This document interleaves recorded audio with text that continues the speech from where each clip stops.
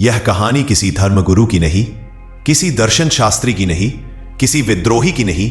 यह कहानी एक ऐसे व्यक्ति की है जिसमें दुनिया को यह दिखाने की कोशिश की कि इंसान की असली संभावनाएं कितनी विशाल हो सकती है।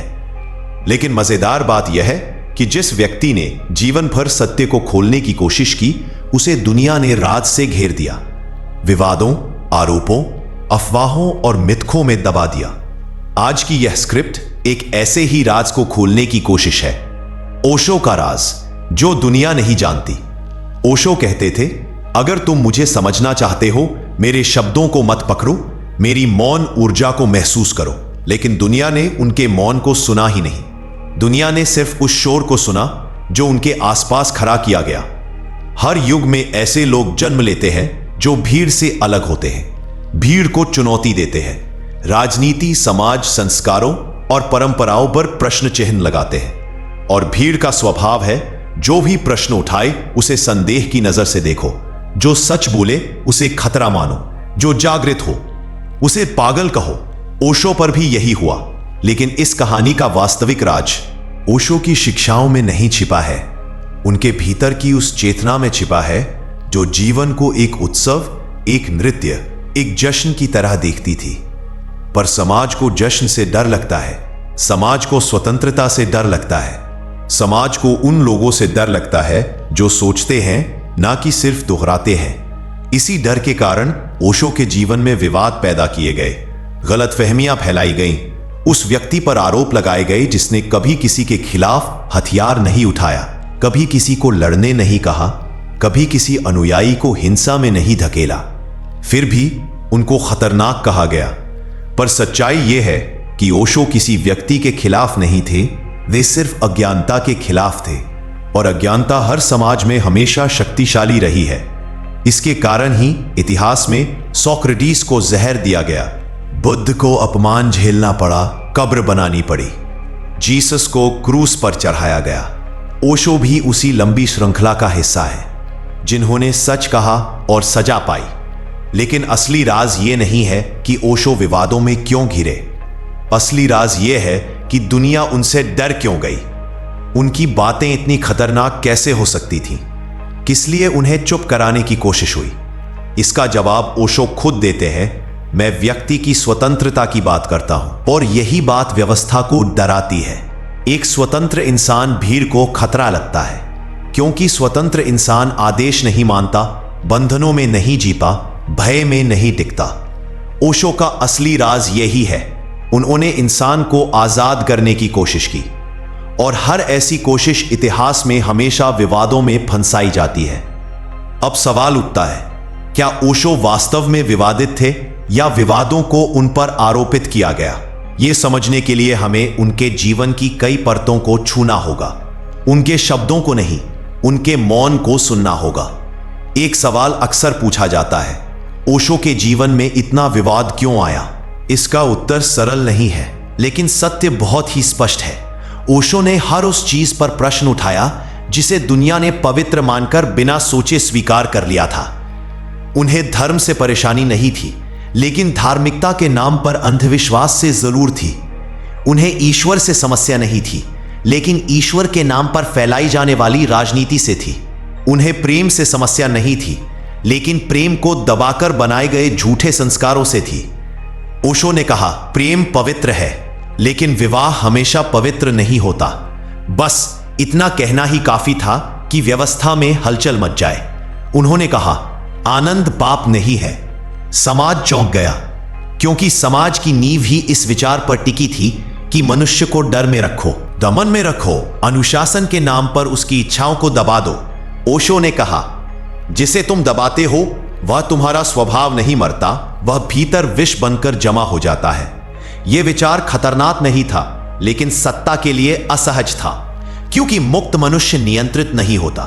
दूसरा बड़ा कारण ओशो का बौद्धिक साहस।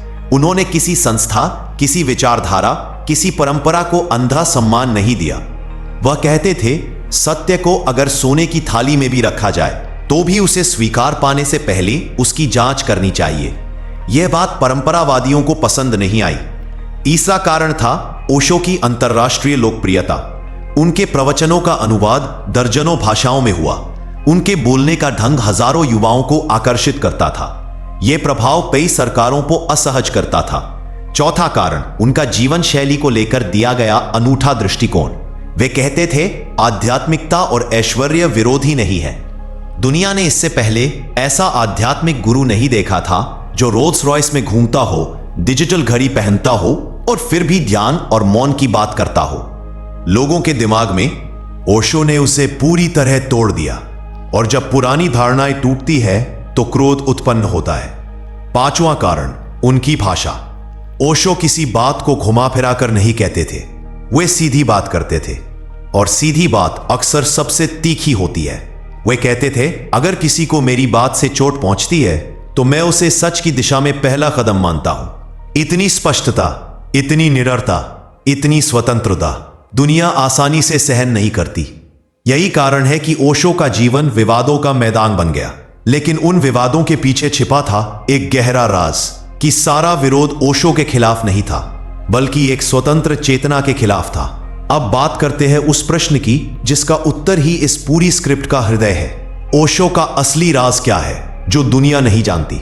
राज यह है कि ओशो को समझने का असली तरीका उनकी किताबें, उनके प्रवचन, उनके विवाद या उनका आश्रम नहीं है। ओशो को समझने का असली तरीका है उनकी ऊर्जा, उनकी मौन उपस्थिति, उनकी चेतना। ओशो बार बार कहते थे, मेरी बातों को मत पकड़ना, मेरी उपस्थिति को महसूस करना। ओशो का तीसरा राज, उनकी हंसी। वह हंसी सिर्फ हंसी नहीं थी, एक विद्रोह थी, एक मौन कविता थी, एक जागरण। दुनिया गंभीर लोगों से भरी है। ओशो ने कहा, गंभीरता बीमारी है, हंसी दवा है।